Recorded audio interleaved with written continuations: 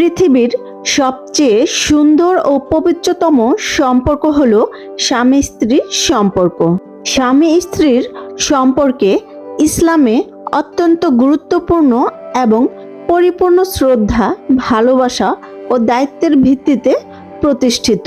নবী সাল্লাল্লাহু আলাইহি সাল্লাম বলেছেন, তোমরা একে অপরের জন্য কাপড়ের মতো, স্বামী তার স্ত্রীর জন্য এবং স্ত্রীও স্বামীর জন্য।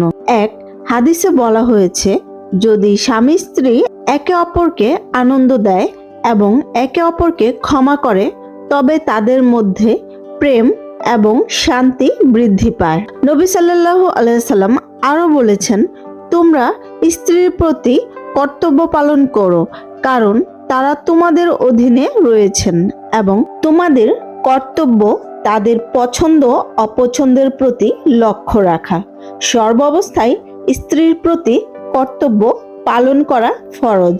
স্ত্রীর বসবাসের জন্য উপযুক্ত পরিবেশ এবং সুবিধা নিশ্চিত করে তার ভালো মন্দের খোঁজ রাখা আবশ্যক। তেমনি একজন আদর্শ স্ত্রীরও তার স্বামীর খেয়াল রাখা, যত্ন করা এবং স্বামীর আদেশ নির্দেশ মানা অত্যাবশ্যক। স্বামীর মন রক্ষা ও খুশির দিকে নজর দেওয়া উচিত। স্বামী এবং স্ত্রী একে অপরের প্রিয়তম বন্ধু, ইহকাল এবং পরকালের সঙ্গী। সন্তান, বাবা মা, ভাই বোন একদিন কেউ পাশে থাকে না। দিন শেষে স্বামীর জন্য স্ত্রী এবং স্ত্রীর জন্য স্বামী শুধুমাত্র পাশে থাকে।